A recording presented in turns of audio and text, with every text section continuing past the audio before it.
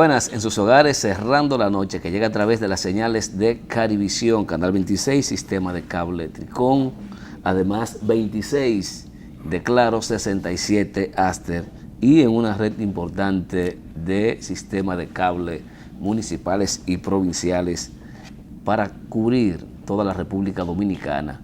Y recordar que también pueden sintonizar Carivisión a través de nuestra página web www.carivision.com.do, como todas las noches en compañía de don Giovanni Almonte. Buenas noches, don Junior Espinosa y a los amigos televidentes. Feliz, siempre estoy feliz y contento porque de verdad que me gusta compartir con los amigos televidentes. Me gusta esta hora en el cual pues podemos interactuar, o por lo menos desde aquí, desde esta tribuna. Luego vendrá el momento cuando tengamos las herramientas para que el público pueda vía Twitter o vía cualquier herramienta social, pues comunicarnos. Junior, tenemos un invitado, pero de verdad, antes de entrar el invitado, por lo menos decirle al público televidente que ahora mismo, hace unos minutos, quedó inaugurada la 18ª Feria Internacional del Libro, dedicada este año al escritor dominicano Manuel Rueda y el país de invitado Perú. La verdad que llamamos a toda la población a que asista a esta Feria del Libro. Es un evento con la cultura, es un evento donde todos debemos asistir, no solo para ir a tomar un café y ver los diferentes pabellones, sino también para consumir la lectura, para leer, para enriquecer nuestro vocabulario, nuestro acervo cultural. Yo creo que debe servir para todas esas cosas, no solo para divertirse, porque vemos que los colegios y las escuelas llevan a los muchachos como un paseo, y no es un paseo, es transitar por la cultura, es transitar por los libros. Y ojalá los muchachos y los que vayan a la feria, que inicia pues, ya formalmente inició hoy, es hasta el 4 de mayo. Así que estamos aquí, Junior, en Feria del Libro. Así es.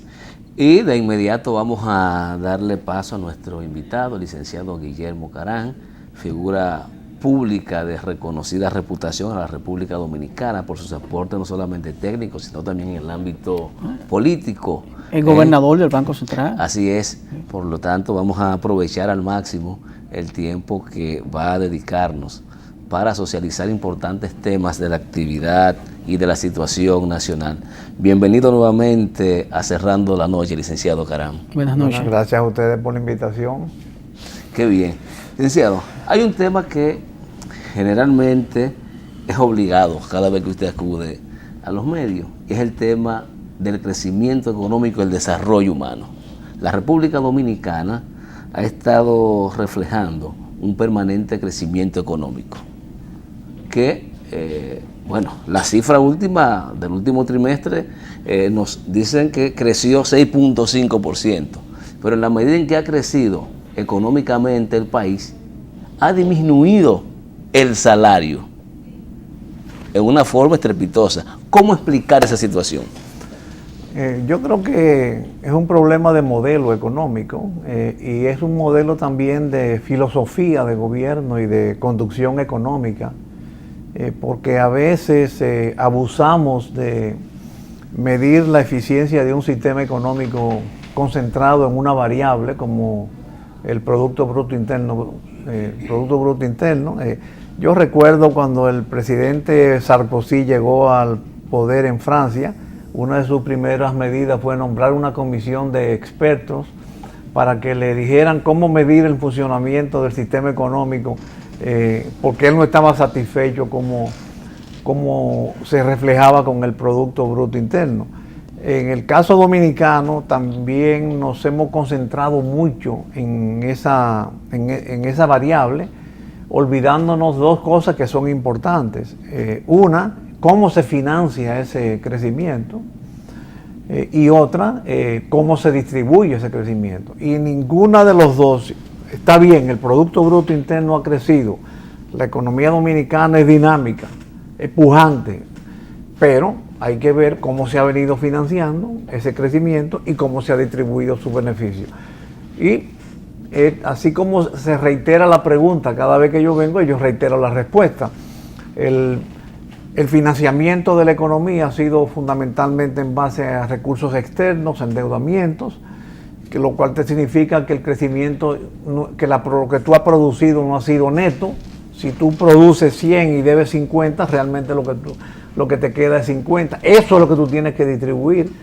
Si tuvieras que distribuir los 100, entonces le llegara mucho más, a mucho más manos el crecimiento de los 100, pero realmente lo que tú distribuyes es la parte que tú no pagaste.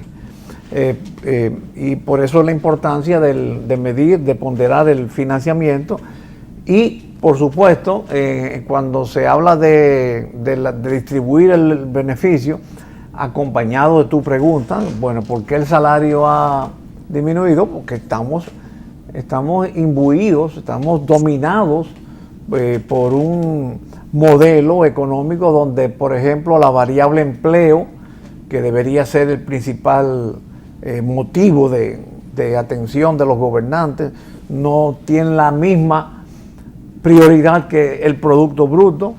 Tenemos un modelo globalizado donde hay muchas empresas que lo que están buscando es mano de obra barata. Es un modelo muy dominado por la tecnología, donde tú tienes que dominar la tecnología para entrar en determinadas empresas. No hay sensación de perpetuidad en el ejercicio laboral. Entonces hay políticas laborales que no se están definiendo correctamente y en consecuencia todo eso se traduce en el tema del empleo y en el tema de los salarios. Mira, hoy vi en el noticiario español, la primera noticia del gobierno es cómo está mejorando la condición de empleo. Y eso es una constante. Yo le invito a que lo vean y le den seguimiento, que hay mucha preocupación por el empleo, no tanto como el producto. Y lo mismo el tema del salario, que por supuesto cuando tú tienes una presión de endeudamiento sobre tu cabeza, el salario real es mucho más bajo que lo que realmente tiene. ¿Es cierta la teoría que plantean que los aumentos salariales son inflacionarios? Sí, yo creo que aquí ha faltado desde hace muchos años una política salarial correcta. Primero, es confuso. Aquí se confunde mucho el aumento salarial con el ajuste salarial que tú tienes que hacer, que debes hacer por inflación. El ajuste salarial, normalmente cuando hay reclamos salariales se generalizan. Reclamos de un 10% para todo el mundo y luego sale otro sector pidiendo un 20% y llegan a un 30%. Bueno, pero eso es muy peligroso para no solamente para la economía, sino para la estabilidad social del país. Para la economía, porque obviamente un aumento de salario es un aumento en el costo de producción. Si el costo de producción aumenta, el precio de venta de los productos tiene que aumentar. De manera que eso hay que tomarlo con mucho cuidado, sobre todo que hay empresas que no resisten en medio de un mundo de negocios globalizado. Si aquí se hace una política salarial de aumento sucesivo de sueldo y en otros países el salario es producto de la negociación y la competencia, entonces vamos perdiendo nosotros competitividad. Yo creo que aquí se necesita definir una política salarial que tenga dos patas, ¿no? Primero, que haya un ajuste salarial automático para todo el mundo, universal, proporcional a la inflación, al proceso inflacionario. Y segundo, que haya una política de revisión salarial en función de evaluación del desempeño, porque no es justo que, por ejemplo, se postulen aumentos generales de salarios y se premie por igual a los que han tenido buen desempeño y a los que han tenido mal desempeño. O sea, justos y pecadores juntos, ¿no? Porque cuando tú alientas el mal desempeño, tú estás castigando el buen desempeño y eso tiende a disminuir la productividad laboral. De manera que yo lo que pienso es que la política salarial debe tener esas dos patas, manejarlo con mucho cuidado en función de distinguir lo que es el ajuste inflacionario de lo que es un aumento salarial propiamente dicho, y sobre todo ponderar que en una economía de mercado como la que estamos viviendo, el salario tiene que ser una expresión de esa economía de mercado y someterse al juego de la oferta y la demanda. Licenciado, estudios recientes han revelado que el costo de la canasta familiar oscila superior a los 27,000 pesos. y que lamentablemente también el 80% de los trabajadores recibe salarios que rondan los 15,000 pesos. Por lo tanto, su capacidad adquisitiva es igual al 54% de la canasta básica. Yo he preguntado, y me gustaría saber su opinión, si es posible que desde el Estado, tomando en cuenta que no todas las empresas tienen la capacidad para pagar igual salario, a pesar de que por ley es así, pero sus niveles de producción no son iguales.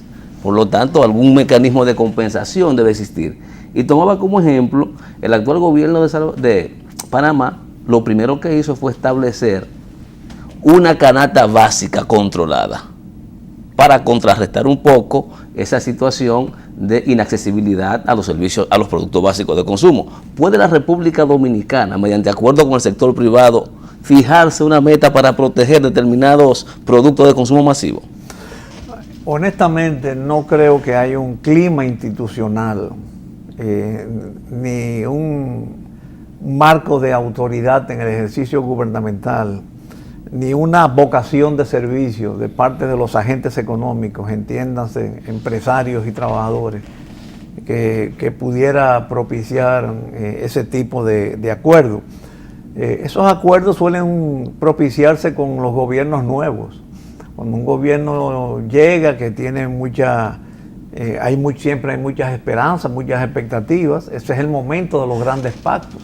Lamentablemente, el presente gobierno, que dicho sea de paso, en una ocasión llegó a ser definido por su vocero como que se iba a gobernar mediante pactos, este es el momento que, con excepción del pacto educativo, que frecuentemente se vive cuestionando, no ha gobernado mediante pactos, porque el principal, que es fiscal, abortó a los 4 meses del gobierno. El gobierno se retiró y todavía estamos discutiendo un pacto eléctrico que, a mi juicio, es un desbordamiento de propuestas que va a dificultar el acuerdo de lo sustancial.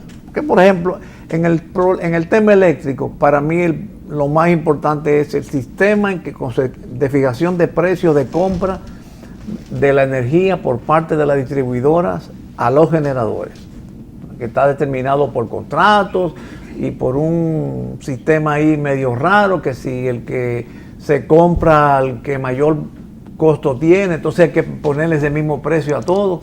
En fin, bueno, eso es lo que debe de abordar un pacto eléctrico, pero ahora están proponiendo que los ayuntamientos, que el debate que a los ayuntamientos se les paguen o que los ciudadanos paguemos el alumbrado público. Se están yendo por la tangente. Y además, este es un gobierno que ya prácticamente está saliendo, porque le queda 18 meses, 16 meses. No, 13 meses. 13 meses. No, 13 meses para las elecciones, sí. Claro. 15 meses, 16 meses le queda. Sí. Pero todos sabemos cómo se condicionan las cosas políticamente. Mira ahora mismo el tema que domina la opinión pública es la reelección. Nada más se debate si se reeligen, si no se reeligen, si la reelección se aprueba, si no se aprueba, si se aprueba un referéndum y los demás problemas nacionales, porque desgraciadamente nuestros compatriotas somos así nosotros. Uno de mis cuestionamientos es que yo no entiendo qué es lo que ha hecho, qué magia es que ha concitado el presidente Danilo Medina para haberse agenciado esos niveles de aceptación, porque querramos o no, aunque no sea un 80%, pero tiene un nivel de aceptación importante. Y uno se pregunta, ¿cuáles son las grandes ejecutorias que ha hecho el presidente Danilo Medina? No las hay. Yo creo que el propio presidente debe saber que su popularidad no radica o no se sustenta en sus ejecutorias. La popularidad del presidente Medina tiene una explicación. Es el temor a que vuelva a lo pasado. Es el temor de que vuelvan presidentes pasados que están todavía dominando ese. Y que su referencia es en función del pasado. Claro, entonces, y como hasta ahora se perfila que él es el que puede dominar el escenario, todo puede pasar, porque que no crea nadie que la política es estática y que el que es popular hoy lo será mañana. Yo no sé si se hace una encuesta mañana, después de haberse evidenciado que el presidente Medina quiere la reelección. Si se hace una encuesta mañana, si él tiene el mismo nivel de popularidad. Y cuando se lance como candidato, en función de la conformación de fuerzas políticas que le puedan adversar, cómo se puede desplomar esa popularidad. Pero no nos engañemos, y yo espero que los estrategas del gobierno y del presidente Medina no se engañen. La popularidad no es por el buen gobierno, la popularidad es por el miedo de los dominicanos a que vuelvan gobernantes anteriores. Es por la comparación. Don Guillermo, hemos visto, y usted lo ha mencionado muchas veces, y el dominicano de a pie lo ha visto, el endeudamiento, los diferentes préstamos, los bonos soberanos. Sin embargo, vemos que este año el Banco Central va a tener que buscar unos 175 mil millones de pesos para cubrir lo que es capital de amortización. ¿De dónde lo va a pagar? ¿Volverá a endeudarse más, a coger más préstamos para hacer esos pagos? No he oído la cifra de 185 mil. 75 mil millones para pagar las amortizaciones de los préstamos. El Banco Central. El Banco Central. ¿Tú dices en dólares o en pesos? Me imagino que es en pesos. Bueno, el Banco Central tiene una capacidad de emisora, es el organismo emisor y modernamente a través de la emisión es que se controlan los precios, se anima la economía, se desanima la economía, se libera el encaje, se vuelve a establecer el encaje, se suben las tasas de interés, se bajan las tasas de interés. Por ejemplo, ahora mismo hay una circunstancia mundial, un poco un paréntesis, que puede incluso favorecer a la República Dominicana. Hay bloques económicos como el europeo, que en lugar de que los bancos centrales le paguen dinero a los bancos comerciales por tener dinero en el Banco Central, y a su vez los bancos comerciales le paguen dinero a los depositantes por tener dinero depositado, que no presten, en Europa se está castigando, hay tasas negativas, o sea, se castiga al banco que recibe depósitos y no presta. ¿Por qué? Porque el propósito es animar la economía, y la animación de la economía, el financiamiento es importante.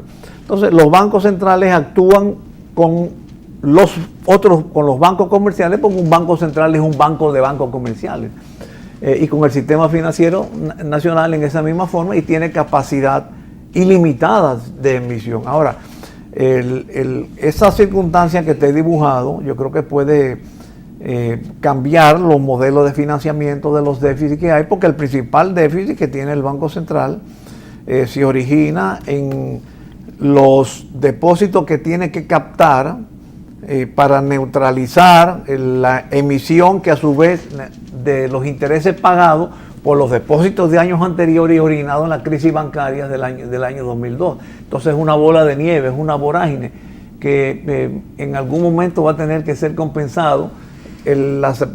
Después del 2004 se pretendió compensar con una ley de capitalización que es muy difícil de cumplir. A cada rato se vive regateando y peleando, que no le dieron, que el Estado tiene que reponer al Banco Central el costo financiero del dinero captado de los depositantes.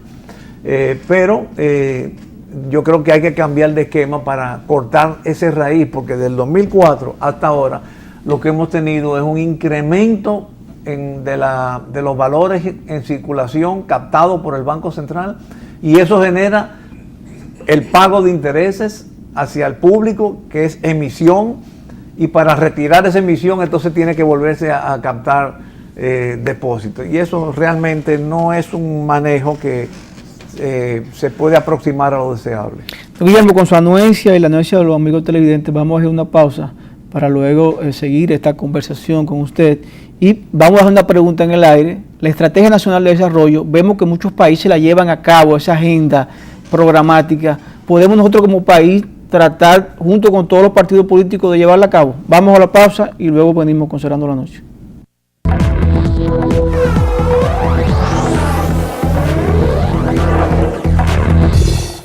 Gracias por continuar con su espacio Cerrando la Noche. Don Guillermo, antes de la pausa le hicimos la siguiente pregunta.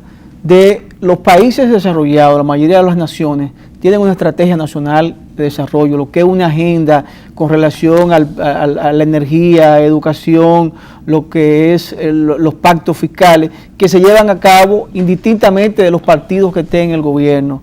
puede el país o tiene el país los mecanismos con el sector empresarial, los partidos políticos, de que a partir de ahora esa agenda que tenemos según hasta el año 2030, de que se cumplan y que la población pues le exija? Sí, mira, de que el país tiene los mecanismos, lo tiene, porque es un país, pudiéramos decir, muy asociado, no organizado, ¿no? Hay muchas asociaciones empresariales, muchas asociaciones laborales y tenemos un gobierno, por supuesto. Ahora, yo creo que la estrategia de desarrollo que tenemos vigente, y así lo hice ver cuando en mi condición de dirigente del Partido Reformista tuve la oportunidad de compartir, a mí me parece que la actitud del gobierno de Leonel Fernández con relación a la estrategia de desarrollo y el procedimiento que se siguió no fue correcto, no fue sincero, porque una estrategia de desarrollo es como si fuera una socialización, una concientización nacional de por dónde el país debe encaminarse en sus próximos años, ¿no? La actitud del gobierno de entonces era un poco contable, era algo similar a lo que te mencioné hace un rato, es con el pacto educativo, ¿no? Yo creo que es un vicio del PLDismo, pudiera decir así. Es como someterlo todo a formularios y a contabilidad. Usted lo oye con frecuencia, incluso, bueno, ayer en el pacto político, por la ley de partido político, Monseñor Agripino Núñez dijo, de los 4 temas se aprobaron 2 y quedan 2, pero no hay una internalización de lo que se aprobó. Entonces, nos estamos moviendo mucho en la formalidad, en los formularios, en la contabilidad, y eso no hace que cada ciudadano o cada agencia económica o cada asociación de empresas o de personas internalice y haga suyo y camine en esa misma dirección. Y el colmo es que se sometió, que se hizo ley. Hay una ley, una estrategia de desarrollo. Bueno, en los gobiernos reformistas hubo una estrategia de desarrollo.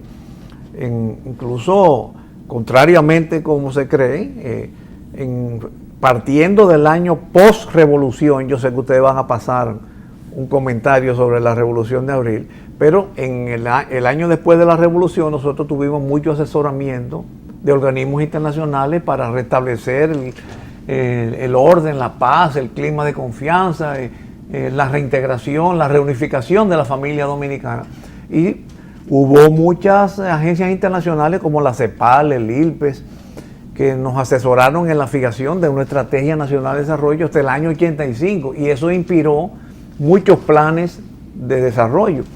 Pero ¿qué se hizo en esa ocasión? Se creaban muchos grupos para discutir y para que cada quien asimilara, bueno, en educación vamos a hacer tal cosa, en salud vamos a hacer tal cosa, y se socializaba, se discutía, se internalizaba mucho entre todos los protagonistas, ¿no?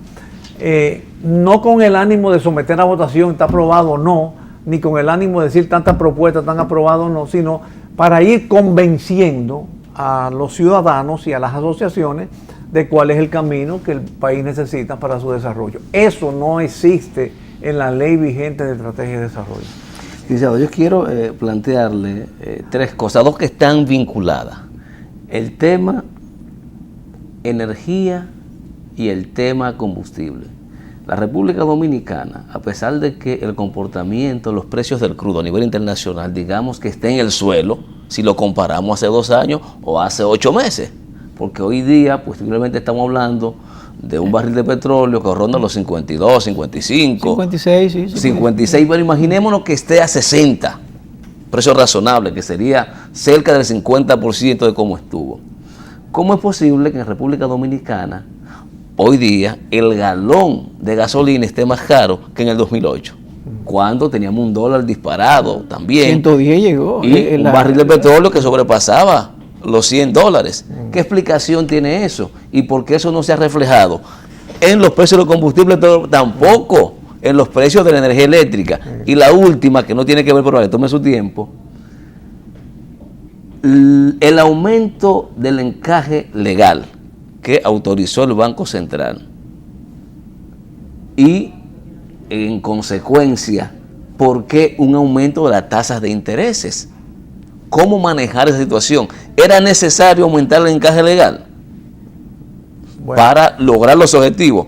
¿O era preferible inyectar en vez de 200, 400 de los bonos que se compraron de Petrocaribe? Tú me estás invitando a una conferencia. Mira, sobre el primer aspecto, que yo creo que ya dije algo de la energía. Aquí hay un sistema distorsionado económico, de mercado y de precios. Y lo lamentable de eso, que el Estado es culpable. Porque cuando tú tienes renglones claves, como los combustibles y la energía, cuyos precios dependen de la voluntad del Estado, en base a una serie de subterfugios. Por ejemplo, en los combustibles se han inventado, bueno, hay una ley que propuso el PRD, se han inventado un sistema basado en un concepto que se llama paridad de importación, que tú fijas los precios en función de cómo se está observando los mismos precios en otros productos, pero comienzan a sumarle comisiones de gasto de transporte, comisiones de administración, y viene un ministro de industria y agregan en los sucesivos, hay una comisión de cargo y manejo, en fin, y nadie puede escudriñar. Bueno, tú recibes toda la semana los datos, ¿no? El tablazo. Sí, pero no, y tú puedes ver cómo se desglosa. Es una fórmula que no se descifra. Sí, no se descifra. No se puede pegar. Pero para tú descifrar tú tienes que entrar. Entonces hay un misterio, pero es el Estado que lo está fijando. En una economía que se dice que es de mercado, como es la economía mundial predominante ahora, donde tú lo que debes decir, traigan combustible, lo que quieran, lo que tengan capacidad, como dice la ley, y que el precio sea en función de la oferta y la demanda, liberalizar los precios. Lo mismo pasa en la energía. En la energía, mira, yo estuve viendo, analizando en días pasados los datos del desempeño eléctrico del país, y en noviembre del año pasado, las EDES compraron la energía, los generadores, exactamente al mismo precio que en noviembre del 2013, a 16 centavos de dólar. Entonces, ¿qué pasa? Que todo está fijado o por una resolución de la Superintendencia de Electricidad, o por unos contratos, o por un sistema de fijación de precios donde te dicen que el más eficiente tiene que cobrar el precio del menos eficiente. Entonces, es como como diría mi buen amigo Federico Enrique Graterón, una subasta al alza. En lugar de tú poner, como se dice en la ley de energía, como el PLD vendió al país que iba a ser la ley, el sistema eléctrico nacional y la capitalización de las empresas públicas, que generadores y distribuidores se iban a sentar a discutir cuál es el precio que la energía que en lugar de ser así, no o por contrato, o por una regla, o por unas fórmulas. Yo no sé si tú recuerdas, yo creo que era Radamés Segura, que solía publicar páginas enteras la fórmula. Oye, a la gente no le interesa la fórmula, a la gente lo que quiere es energía y lo más barato posible. A la gente no le interesa la paridad de importación y la sumatoria de todo lo que cada ministro de Industria y Comercio, la gente lo que quiere es combustible y al más bajo precio. Aquí llegó incluso a meterse preso a personas que bajaban el precio de los combustibles al detalle. Hay una experiencia en Santiago, ¿verdad? Cerraron una bomba, la cerraron varias veces. Varias veces. Turbic, yo creo. Sí, ha pedido Turbic. Bueno, o sea, cuando eso debería premiarse. Entonces hay una distorsión, hay un criterio invertido. Entonces, para corregir eso, yo creo que lo que tiene que hacer, bueno, el Estado va a vigilar, va a informar, va a supervisar, va a controlar, pero que ponga en vigencia la competencia. Aquí no hay competencia.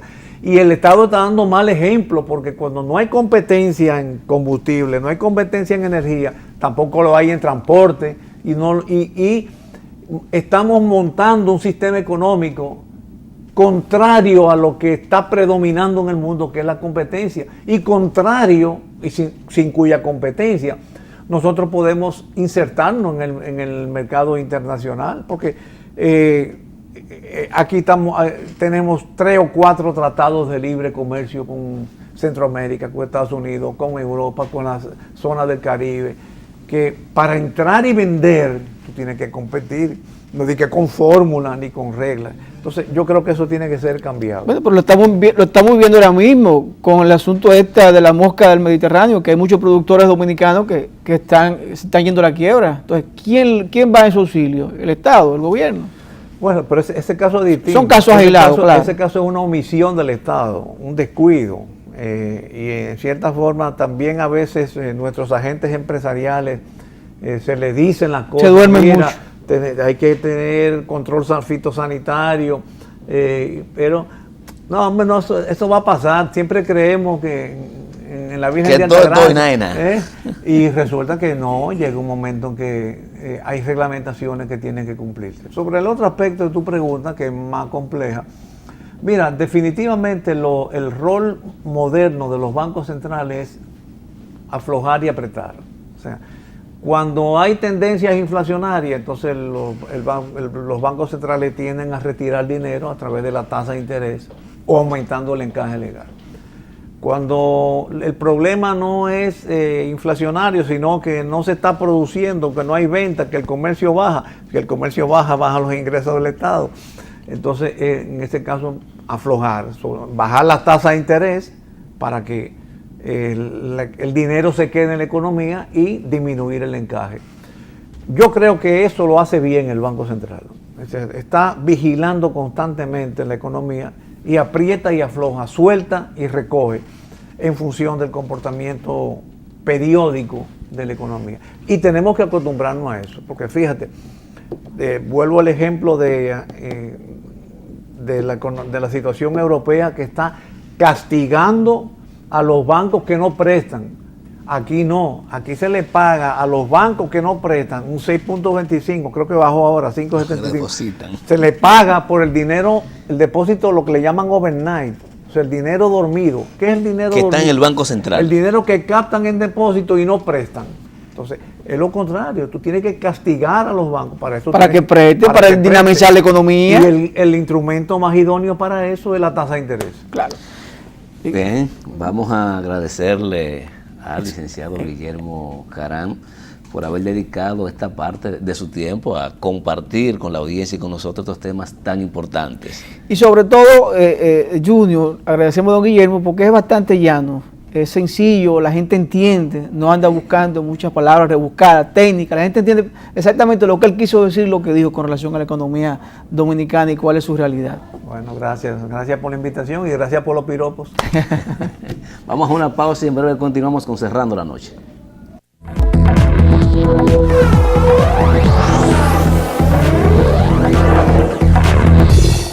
Continuamos con Cerrando la Noche, señor Giovanni Almonte y de los Santos. Bien, Junior, con la pista bien caliente después de esta entrevista de don Guillermo Caram, es gobernador del Banco Central, y la verdad es que nosotros los dominicanos estamos ávidos de informaciones económicas.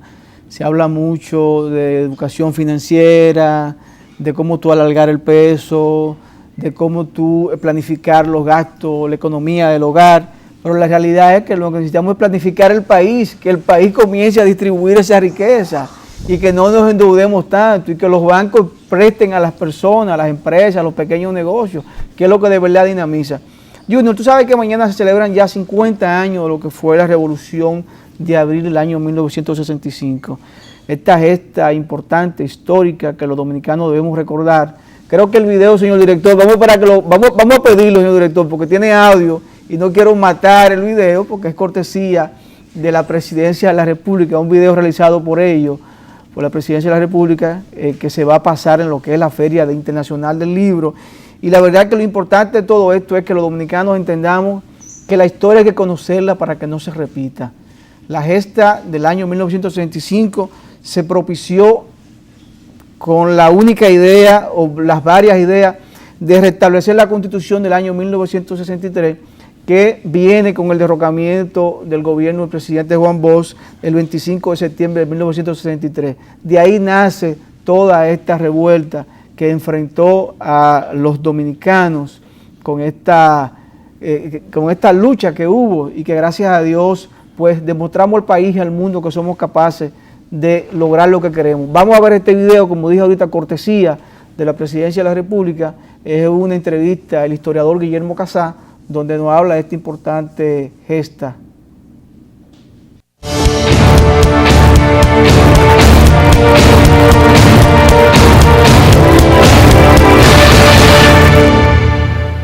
Abril del 65 nos muestra lo importante que resulta en la sociedad dominicana la claridad acerca de un objetivo programático adecuado para la movilización popular en pos del desarrollo social. El pueblo dominicano requería una revolución democrática avanzada. Entonces Abril sí estaba ya en capacidad con una movilización del pueblo alrededor de una consigna muy clara, o de dos consignas que se pueden situar en una, que fue el retorno de la Constitución de 1963, abolida ilegalmente por los militares el 25 de septiembre de ese año, y el retorno del gobierno de Juan Bosch. Cumpliremos y haremos cumplir la Constitución y las leyes que nos gobiernan.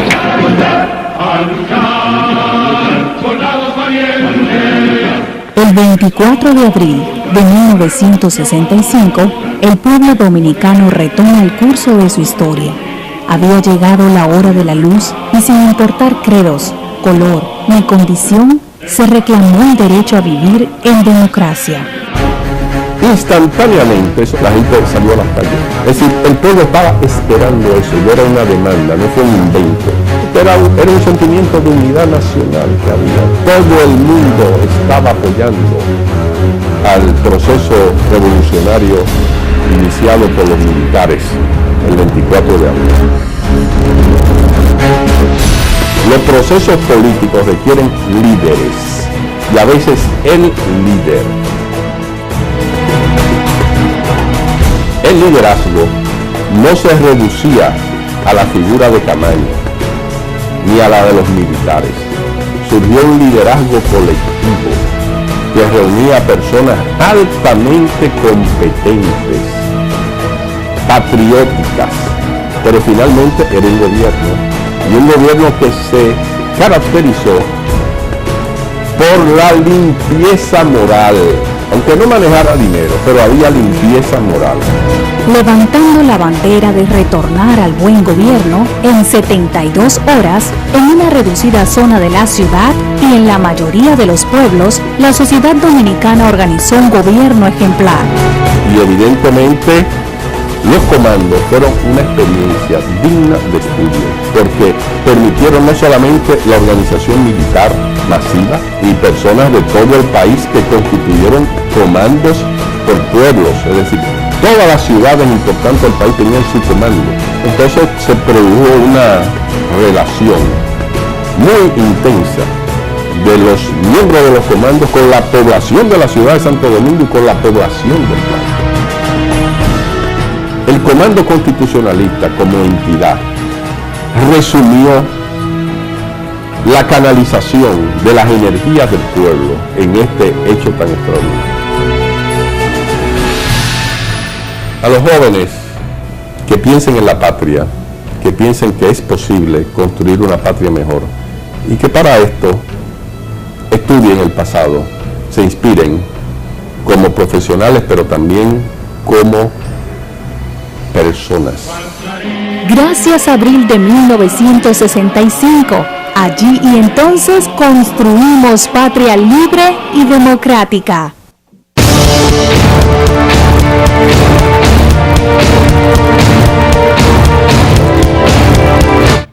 Y indiscutiblemente los pueblos que desconocen su historia están condenados a repetirla. Y lo importante de esta gesta, hay que verlo, la parte histórica, el contexto histórico, la lección que da el país. Esta revolución no fue un invento, fue un sentimiento de unidad de los dominicanos, y donde se rompió esa cadena democrática que luego se restableció y que le costó mucha sangre al país, porque luego de la revolución de abril de 65, pues vino el gobierno del doctor Joaquín Balaguer, los 12 años prácticamente de nebulosa que vivió la República Dominicana, de enfrentamiento de la policía, represión, mucha muerte, pero todo esto vino porque se rompió, Junior y amigos televidentes, se rompió lo que se había creado en 1963, que era cuando la República Dominicana iba a despegar ya de la dictadura de Rafael Leónidas Trujillo, esa dictadura de 30 años que se instauró en el 1930 y que culminó en el 1961 prácticamente, 1960. Así que nuestro país estuvo muchos años inmerso como en el aire, y cuando logramos como empezar, que ya vemos que avisamos un gobierno democrático, que fue el gobierno del profesor Juan Bosch, pues dura apenas 6 meses y se lo cortan de golpe y porrazo.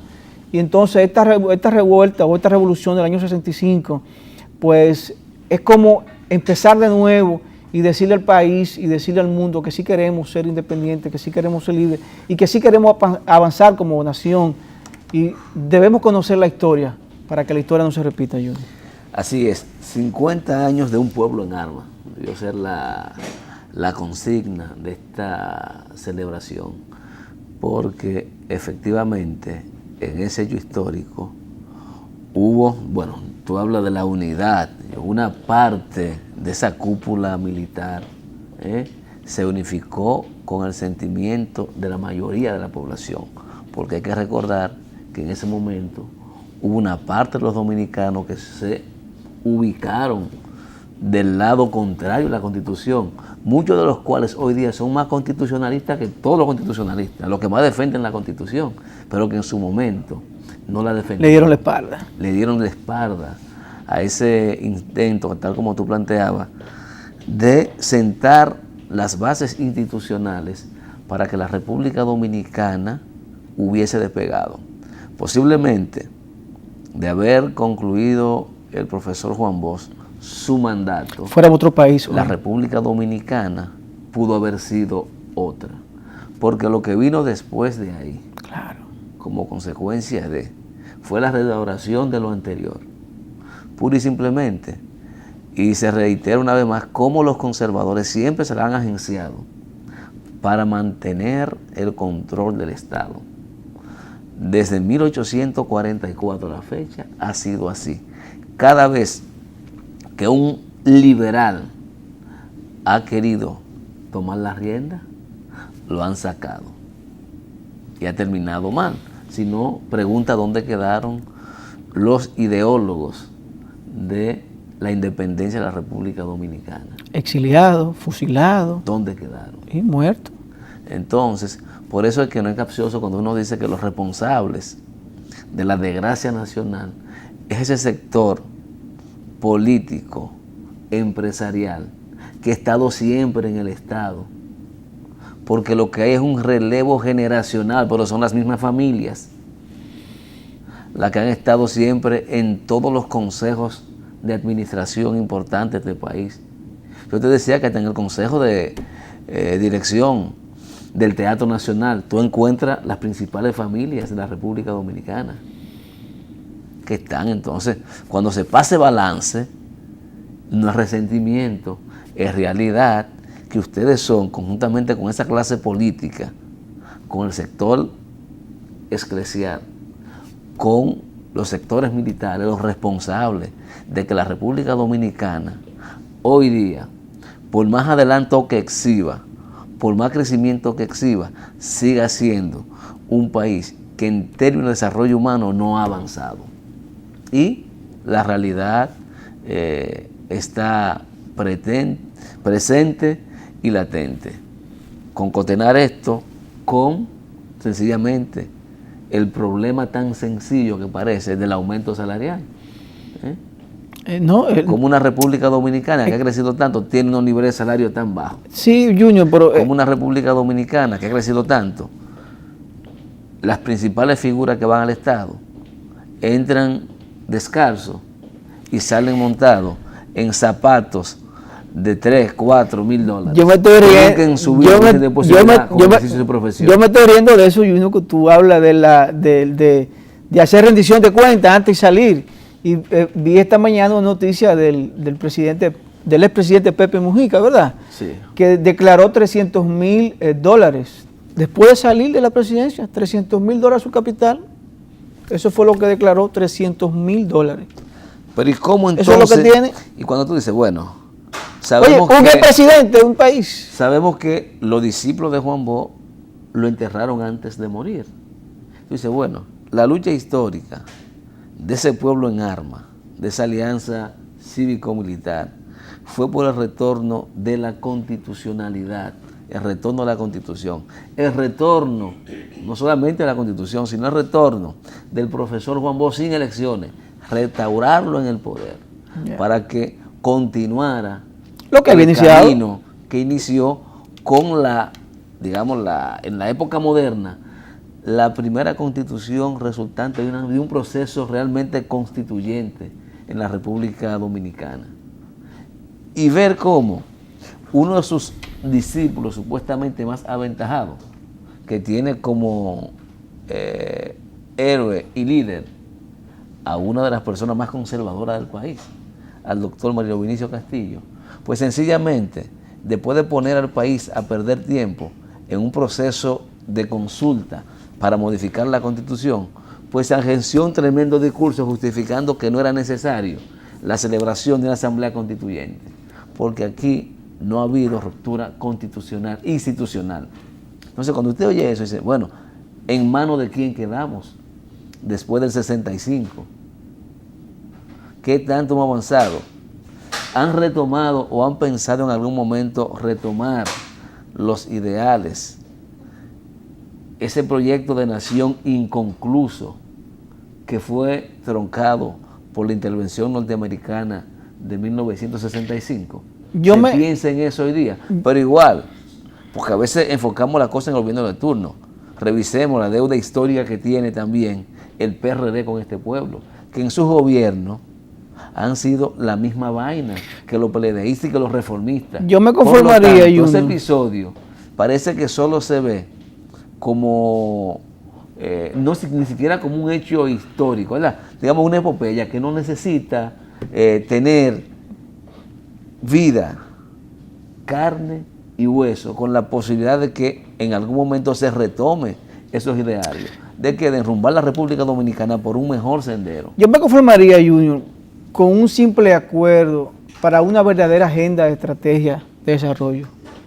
Yo me conformaría con eso, de que los principales líderes del país, los partidos más importantes, se sienten y que digan como sector empresarial, señores, vamos a despegar el país.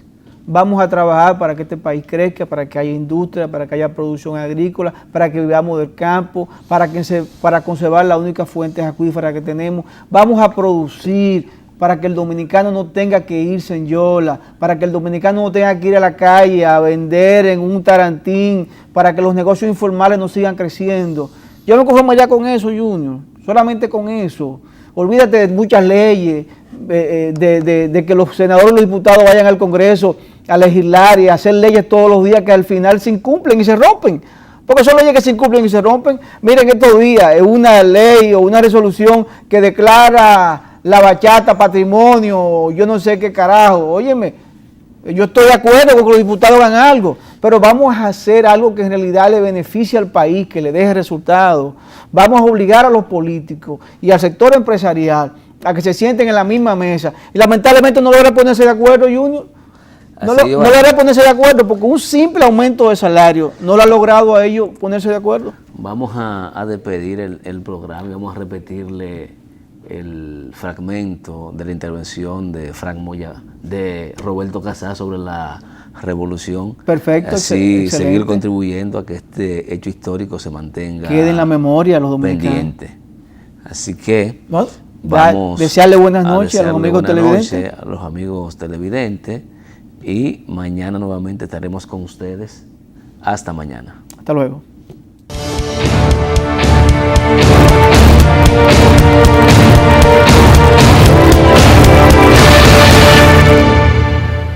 Abril del 65 nos muestra lo importante que resulta en la sociedad dominicana la claridad acerca de un objetivo programático adecuado para la movilización popular en pos del desarrollo social.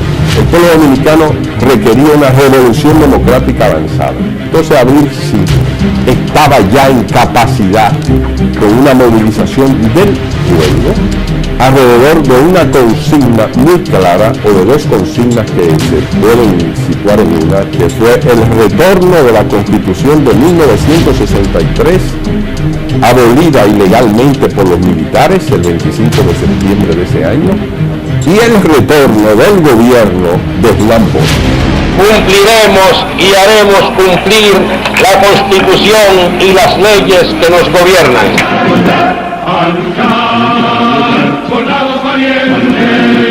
El 24 de abril de 1965, el pueblo dominicano retoma el curso de su historia.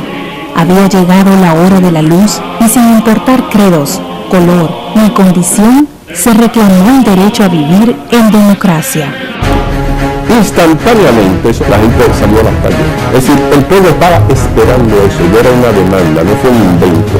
Era un sentimiento de unidad nacional que había. Todo el mundo estaba apoyando al proceso revolucionario iniciado por los militares el 24 de abril. Los procesos políticos requieren líderes, y a veces el líder. El liderazgo no se reducía a la figura de Camaño ni a la de los militares. Surgió un liderazgo colectivo que reunía a personas altamente competentes, patrióticas, pero finalmente era un gobierno, y un gobierno que se caracterizó por la limpieza moral, aunque no manejara dinero, pero había limpieza moral. Levantando la bandera de retornar al buen gobierno en 72 horas, en una reducida zona de la ciudad y en la mayoría de los pueblos, la sociedad dominicana organizó un gobierno ejemplar. Y evidentemente los comandos fueron una experiencia digna de estudio, porque permitieron no solamente la organización militar masiva y personas de todo el país que constituyeron comandos por pueblos, es decir, todas las ciudades importantes del país tenían su comando. Entonces se produjo una relación muy intensa de los miembros de los comandos con la población de la ciudad de Santo Domingo y con la población del país.